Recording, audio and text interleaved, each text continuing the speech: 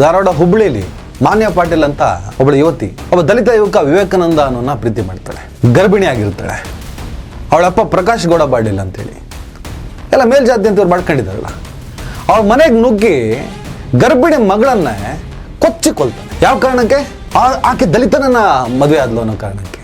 ಗರ್ಭಿಣಿ ಅಂತ ನೋಡಲ್ಲ, ಕರಳು ಸೀಳ್ಬಿಡ್ತಾನೆ. ಏನ್ ಧರ್ಮ ಕೇಳಿ ಕೊಂದ, ಜಾತಿ ಕೇಳಿ ಕೊಂದ. ಧರ್ಮ ನೋಡಿ ಸುಮ್ಮನಾಗ್ಲಿಲ್ಲ, ಅವನು ದಲಿತ, ನಾನು ಮೇಲ್ಜಾತಿ ಇಷ್ಟೇ ನೋಡಿದ್ದು. ಆದರೆ ಈ ಕೋಮುವಾದಿಗಳು ಪಹಲ್ಗಾಮ್ ಮತ್ತು ಬಾಂಗ್ಲಾದೇಶದ ಘಟನೆಗಳಿಗೆ ನನ್ನ ದೇಶದ ಹಿಂದೂ ಮುಸಲ್ಮಾನರನ್ನು ಸಮೀಕರಣ ಮಾಡಿ ಯಾವ ರೀತಿಯಲ್ಲಿ ಪ್ರೊಪಗಂಡ ಬಿತ್ತುತ್ತಿದ್ದಾರೆ ಅಂದರೆ, ಅವರು ಧರ್ಮ ಕೇಳಿ ಕೊಲ್ತಾರೆ, ಜಾತಿ ಕೇಳಲ್ಲ, ನಾವೆಲ್ಲ ಒಟ್ಟಾಗಬೇಕು. ಇದೇನು ಮಾನ್ಯ ಪಾಟೀಲ್ ಕತೆ? ನನ್ನ ದೇಶದಲ್ಲಿ ಧರ್ಮದ ಕಾರಣಕ್ಕೆ ಹಲ್ಲೆಗಳು ಮತ್ತು ಹತ್ಯೆಗಳು ಆಗೋದಕ್ಕಿಂತ ಹೆಚ್ಚಾಗಿ ಜಾತಿ ಕಾರಣಕ್ಕೆ ಆಗ್ತಾಯಿದೆ. ಅದಕ್ಕೆ ಬೇಕಾದಷ್ಟು ರಿಪೋರ್ಟ್ಗಳು, ಬೇಕಾದಷ್ಟು ಕತೆಗಳು ಸಿಗ್ತವೆ. ಈ ಚರ್ಚೆ ಆಗ್ತಾ ಇರಬೇಕಾದ್ರೆ ಡಿಸೆಂಬರ್ 21 ಮಾನ್ಯ ಪಾಟೀಲ್ ಘಟನೆ ನಡೆದಿದೆ. ಇತ್ತೀಚೆಗೆ ವಿಜಯಪುರದಲ್ಲಿ ದೇವಸ್ಥಾನದ ಕಟ್ಟೆ ಮೇಲೆ ತಮಗೆ ಸರಿಸಮನಾಗಿ ಕುಳಿತಿದ್ದಾನೆ ಅನ್ನೋ ಕಾರಣಕ್ಕೆ ಮೇಲ್ಜಾತಿಯವರಿಂದ ಪರಿಶಿಷ್ಟ ಜಾತಿಯ ಯುವ ಮುಖಂಡ ಅನಿಲ್ ಇಂಗಳಿಗೆ ಅಂತ 28 ವರ್ಷದ ಯುವಕ ಅವನನ್ನ ಹೊಡೆದು ಕೊಲೆ ಮಾಡ್ತಾರೆ. ಇಲ್ಲೇನು ಧರ್ಮ ಕೇಳ್ಕೊಂಡ್ರ?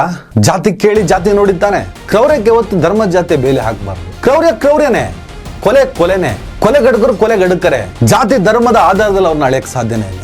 ಹಾಗೆ ಯಾವುದೋ ದೇಶದಲ್ಲಿ ನಡೆದಿದ್ದಕ್ಕೆ ನನ್ನ ದೇಶದಲ್ಲಿರುವಂತಹ ಭಾವೈಕ್ಯತೆಯನ್ನು ಒಡೆಯೋದಕ್ಕೆ ಪ್ರಯತ್ನ ಪಡೋದು, ನನ್ನ ದೇಶವನ್ನು ಇನ್ನೊಂದು ಬಾಂಗ್ಲಾದೇಶ ಮಾಡೋದಕ್ಕೆ, ಪಾಕಿಸ್ತಾನ ಮಾಡೋದಕ್ಕೆ ಹವಡಿಸೋದು, ಈ ಮಾನಸಿಕತೆಯನ್ನು ತಡೆದೇ ಇದ್ರೆ ಈ ದೇಶವನ್ನು ಕೂಡ ಒಂದಲ್ಲ ಒಂದು ದಿನ ಬಹಳ ದೂರ ಇಲ್ಲ ಅಂತ ನಂಗೆ ಅನ್ಸುತ್ತೆ.